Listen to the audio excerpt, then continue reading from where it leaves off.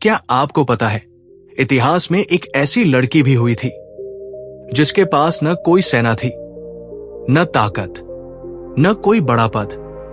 फिर भी उसी लड़की ने एक पूरा साम्राज्य हिला दिया और पूरी यहूदी जाति को खत्म होने से बचा लिया। और सबसे दिलचस्प बात, राजा को लास्ट मोमेंट तक पता ही नहीं था कि वो लड़की असल में कौन है और उसके अंदर कौन सा बड़ा राज छुपा है। उसका नाम था एस्तेर, एक बिल्कुल सामान्य लड़की जो रानी बनी और सही समय पर ऐसा कदम उठाया जिससे पूरा खेल ही बदल गया। तो वीडियो को अंत तक जरूर देखना, क्योंकि आप जानने वाले हो कि एक सिंपल सी लड़की इतनी बड़ी तबाही को कैसे रोक पाई।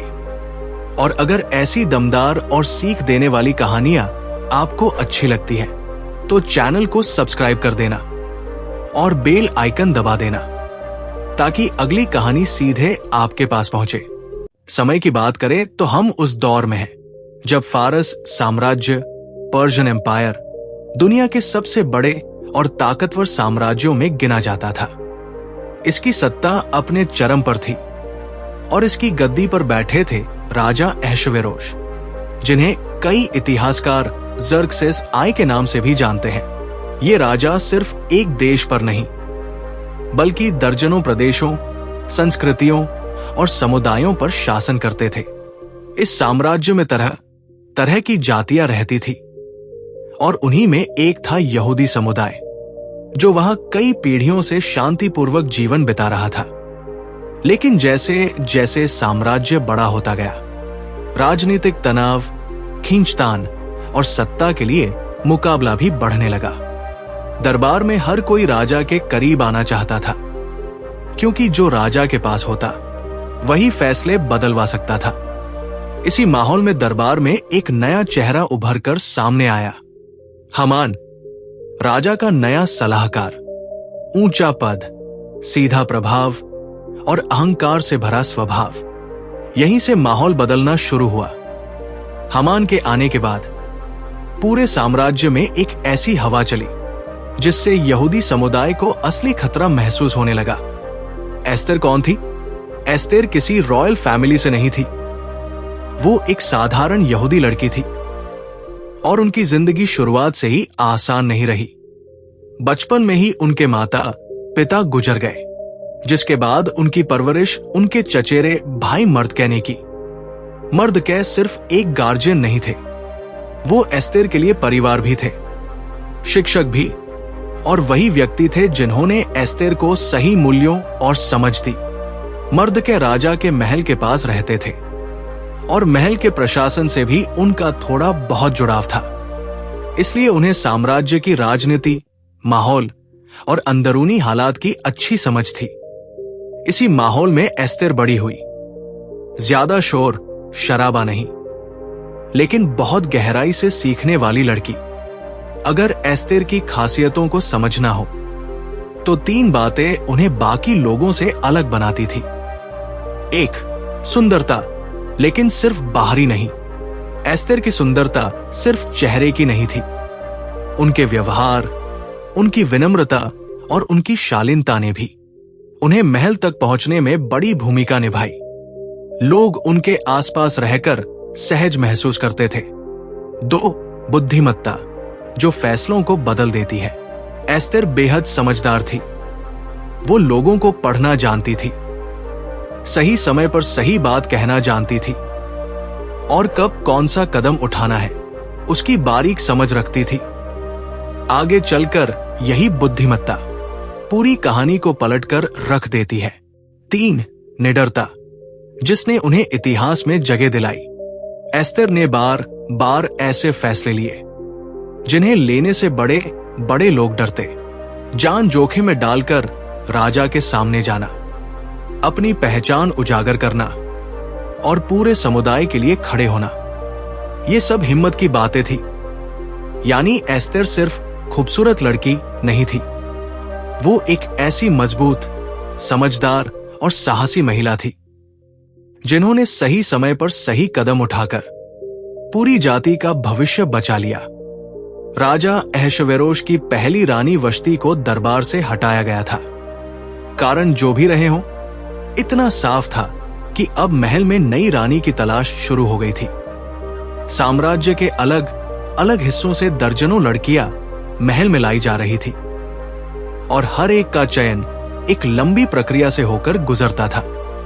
सिखाया जाता था, तैयार किया जाता था और देखा जाता था कि कौन महल के योग्य है। इसी चयन प्रक्रिया में एस्तेर भी शामिल हुई।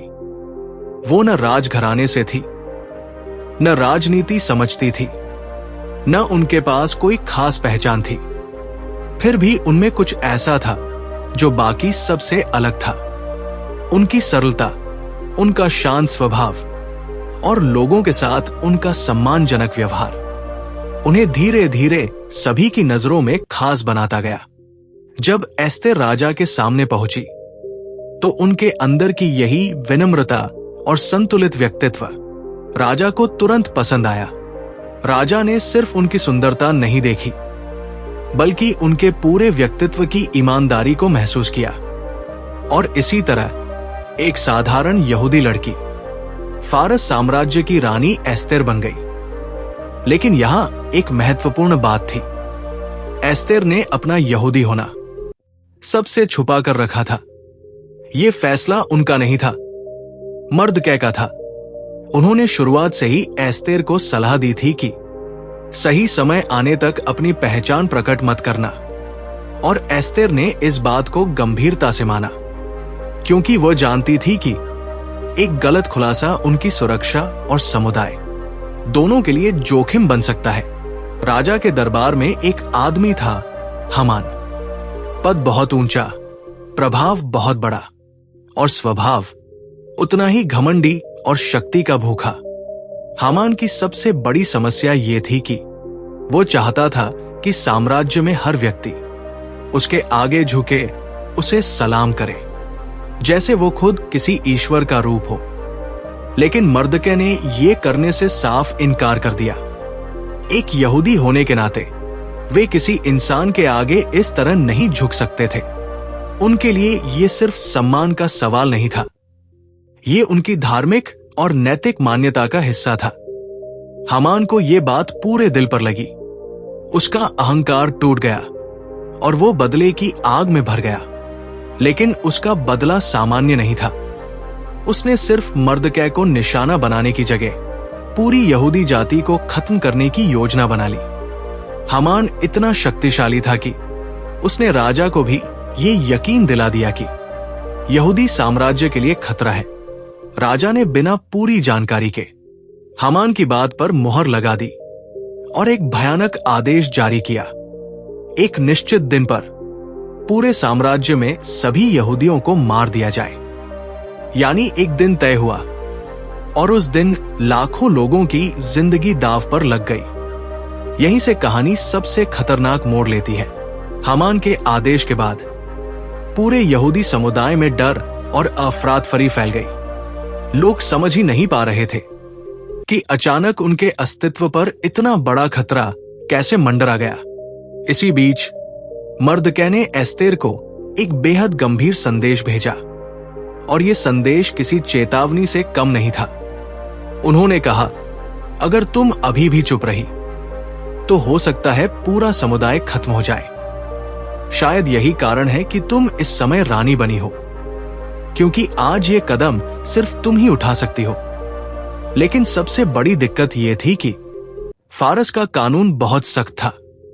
राजा के पास बिना बुलावे जाना सीधे सीधे मौत को न्योता देने जैसा था। यह कानून रानी पर भी लागू होता था। यानी एस्तेर के लिए यह फैसला उनकी जान ले सकता था। एस्तेर डरती थी, लेकिन उनसे बड़ी थी उनकी जिम्मेदारी।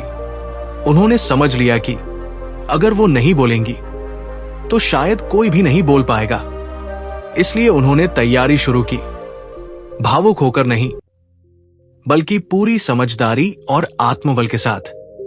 सबसे पहले उन्होंने 3 दिन का उपवास रखा और सभी यहूदियों से भी यही अनुरोध किया कि वे उनके लिए प्रार्थना करें।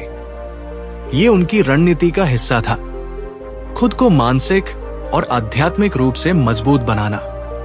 और 3 दिनों बाद एस्तेर ने वो कदम उठाया जो उस समय किसी भी रानी के लिए सीधे मौत के दरवाजे में घुसने जैसा था। वो बिना बुलावे राजा के सामने पहुंच गई। उस पल पूरा दरबार ठहर गया था, क्योंकि अब फैसला राजा के हाथ में था, या तो दंड या जीवन। एस्तेर 3 दिन के उपवास के बाद जब राज दरबार में प्रवेश करती है तो पूरा महल जैसे एक पल के लिए रुक जाता है, क्योंकि सब जानते थे बिना बुलावे अंदर आना मौत का कारण बन सकता है। लेकिन उसी क्षण राजा ने अपना राजदंड आगे बढ़ा दिया, जिसका मतलब था एस्तेर सुरक्षित है और उनकी बात सुनी जाएगी। ये पहला बड़ा मोड़ था। अब एस्तेर तुरंत हामान पर आरोप लगाकर मामला नहीं भड़काना चाहती थी। वो जानती थी कि इतनी बड़ी बात सही समय और सही माहौल में ही कही जानी चाहिए। इसलिए उन्होंने एक रणनीति अपनाई। उन्होंने राजा और हामान दोनों को एक विशेष दावत पर आमंत्रित किया। पहली दावत में उन्होंने कुछ नहीं कहा, न कोई शिकायत, न आरोप, बस माहौल समझा और राजा का भरोसा और मजबूत किया। फिर उन्होंने दूसरी दावत रखी और वही वो पल था जब एस्तेर ने सब कुछ साफ करने का फैसला लिया। दूसरी दावत के दौरान एस्तेर ने शांत लेकिन बेहद गंभीर लहजे में कहा, राजा, मेरे लोग खत्म किए जा रहे हैं। राजा तुरंत चौकन्ना हो गया। उसे समझ ही नहीं आया कि कौन इतनी हिम्मत कर सकता है कि रानी के लोगों को नुकसान पहुंचाए। राजा ने गुस्से में पूछा, कौन है वो? किसने ये करने की सोची? एस्तेर ने बिना तूल दिए एकदम शांत अंदाज में कहा, हामान। महल में सन्नाटा छा गया, क्योंकि राजा का सबसे भरोसेमंद सलाहकार सबसे बड़ा अपराधी निकला। यहीं से कहानी पूरी तरह पलट जाती है। राजा को उसी पल समझ आ गया कि उसके सलाहकार ने बिना पूरी सच्चाई जाने पूरे एक समुदाय की जान को खतरे में डाल दिया था। और जिस साजिश का जाल हामान ने यहूदियों के खिलाफ बिछाया था, उसी साजिश का अंजाम आखिर में उसी पर लगा। हामान को उसी के बनाए षड्यंत्र की सजा मिली। इसके बाद राजा ने नया आदेश जारी किया। यहूदी अब अपना बचाव कर सकते हैं और कोई भी उन पर हमला नहीं कर सकता। यही वजह है कि जिस दिन को नरसंहार का दिन बनाया गया था, वही दिन पलटकर उद्धार का दिन बन गया। इसी जीत और सुरक्षा की याद में आज भी दुनिया भर में पुरिम नाम का पवित्र त्योहार मनाया जाता है। कहानी से सीख, पद बड़ा हो या छोटा, असली फर्क हिम्मत से पड़ता है। एस्तेर रानी तो थी, लेकिन असली ताकत तब दिखाई जब उसने डर को किनारे रखकर अपने लोगों के लिए अपनी जान जोखिम में डाली। ये सिखाता है कि किसी भी स्थिति में बहादुरी पदवी से ज्यादा प्रभाव डालती है। एस्तेर ने अपनी लड़ाई तलवारों से नहीं, दिमाग और समय की समझ से जीती। उसने दिखाया कि हर समस्या ताकत से नहीं, बल्कि सही योजना और सही कदमों से हल होती है। कभी कभी एक समझदारी भरा निर्णय 100 हथियारों से ज्यादा असर करता है। कई बार पूरा वातावरण नकारात्मक हो, हालात हमारे खिलाफ हो, फिर भी सिर्फ एक इंसान की आवाज पूरा खेल बदल सकती है। एस्तेर ने अकेले खड़े होकर पूरे समुदाय की किस्मत बदल दी। यह हमें याद दिलाता है कि हमारी एक सही कार्रवाई भी कई जिंदगियों पर असर डाल सकती है। रानी होना सिर्फ एक पद था, लेकिन लोगों के लिए खड़े होना उसका कर्तव्य था। असली नेतृत्व अधिकारों में नहीं, बल्कि दूसरों की सुरक्षा और भलाई के लिए उठाए गए कदमों में दिखता है। नेता वही है जो अपनी स्थिति का फायदा खुद के लिए नहीं, बल्कि दूसरों के लिए उठाए। अगर आप जानना चाहते हैं कि इतिहास की सबसे प्रभावशाली महिलाओं ने दुनिया कैसे बदली है, तो इस वीडियो को लाइक करें और कमेंट में बताएं अगली कहानी किस पर चाहते हैं। और हाँ, एक साधारण लड़की से रानी बनने तक और रानी से उद्धारकर्ता बनने तक एस्तेर हमें सिखाती है कि स्थितियां नहीं, निर्णय आपको महान बनाते हैं।